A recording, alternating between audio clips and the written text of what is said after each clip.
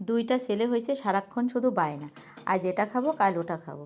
তো সব সময় তো আর বাবাকে বলা যায় না যে আজ এটা নিয়ে এসো কাল ওটা নিয়ে এসো। একটু বুদ্ধি খাটায় রান্না করে চলে আসলাম। যেহেতু ঘরে আমার চিপস ছিল আর 1 প্যাকেট ম্যাগি ছিল, রান্নাঘরে চলে এসে হাঁড়িতে একটু পানি দিয়ে আর ম্যাগিটা একটু সেদ্ধ করে নিলাম। সেদ্ধ করার জন্যে আমি চুলায় বসিয়ে দিয়েছি, ভালো করে সেদ্ধ করে আমি একটা নামিয়ে নিয়েছি। দেখো নামিয়ে পাশে রেখে দিয়েছি। একটা বাটির মধ্যে আমি পেঁয়াজ কুচি নিয়েছি আর একটা নিয়েছি লঙ্কা কুচি।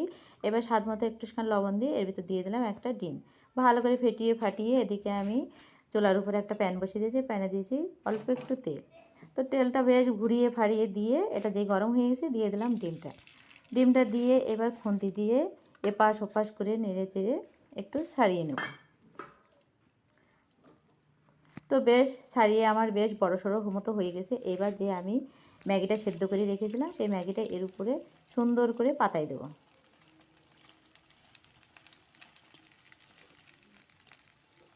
পুরো ডিমটার উপর সুন্দর করে পাতায় পুঁতে দিয়ে এভাবে দিয়েছি।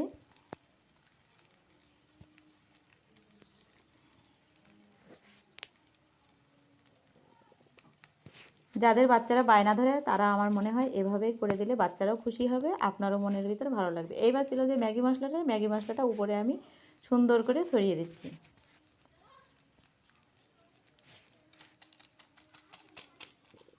ঝেড়ে পুচে সবটুকু দিয়ে এবার আমি একটা বাটির মধ্যে ক্যাপসিকাম কুচি, পেঁয়াজ কুচি আর টমেটো কুচি নিয়েছি। সুন্দর করে কেটে এবার এটাকে আমি সুন্দর করে একদম নতুন বোর মতো সাজিয়ে দেব।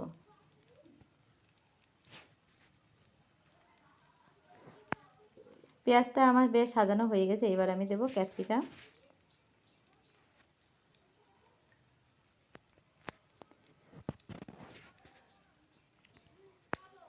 সাজাতে সাজাতে তোমাদের একটা কথা আমি বলি, যাদের আমার ভিডিওটা ভালো লেগেছে অবশ্যই একটা লাইক করবেন, আর যারা সাবস্ক্রাইব করেন অবশ্যই সাবস্ক্রাইব করে পাশে থাকবেন, পাশের বন্ধু দেখার একটু সুযোগ করে দেবেন।